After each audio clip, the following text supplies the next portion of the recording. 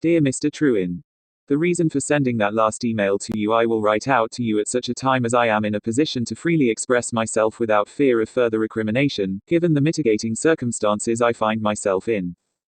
The purpose of this email is to inform and give you notice that, as you the council have consistently failed in your legal obligation to meet the needs of vulnerable members of my family. And as your actions have forced me into unprecedented circumstances that have put my life and the life of members of my family in grave danger, I intend to take affirmative steps to ensure everybody's health, safety, liberty and security is met and duly maintained. The notion and the narrative that you have been consistently trying to promote, that I am somehow trying to scam my vulnerable family members out of their money, and that I am a fraudulent and corrupt character would be laughable. If it wasn't for the fact that you have unprecedented power, status and influence and yield such control over others to turn falsehoods to your warped sense of truth. You once told me, I was a very powerful person. I would like to tell you, you are a very scary person, as you have devastated my life. Your last letter infuriated me, as it was full of anachronistic lies and vague and abstract falsehoods. Your version of reality just doesn't make sense, it's all fabricated to hide your failings and vilify me and put me into servitude.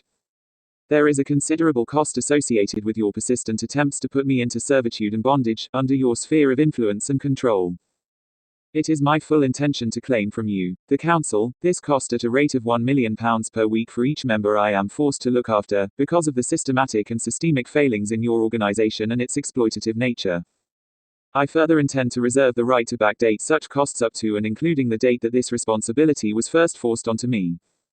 As you have refused to fill out the professional engagement questionnaire for people in organizations, then regrettably neither me nor my family members are in a position to engage with you or any member of your team. As you and your team have been grossly negligent in the past by failing to monitor TH in the community for several years, and then subsequently partaken in gross misconduct to cover up your neglect by vilifying me. I do not consider you or your team's input into my brother care to be any great loss. In fact, your engagement since July 2012 has destroyed my life and devastated the life of my brother and mum.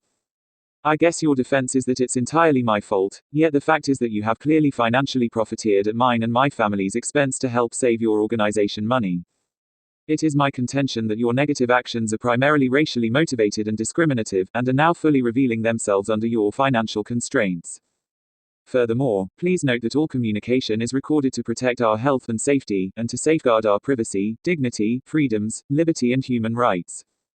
If you or members of your team and organizations lie, cheat, manipulate, connive, contrive, coheres, bully, intimidate, force, abuse, defraud, neglect, exploit, misguide, manipulate and partake in fraudulent and underhanded actions, and if your intentions, operations, policies and procedures are sinister and clandestine, then you will eventually be caught and brought fully to account. The cigar-smoking kiddie fiddler didn't get away with anything, it all eventually came out and so this will too. Regards Mr. S. Hussein.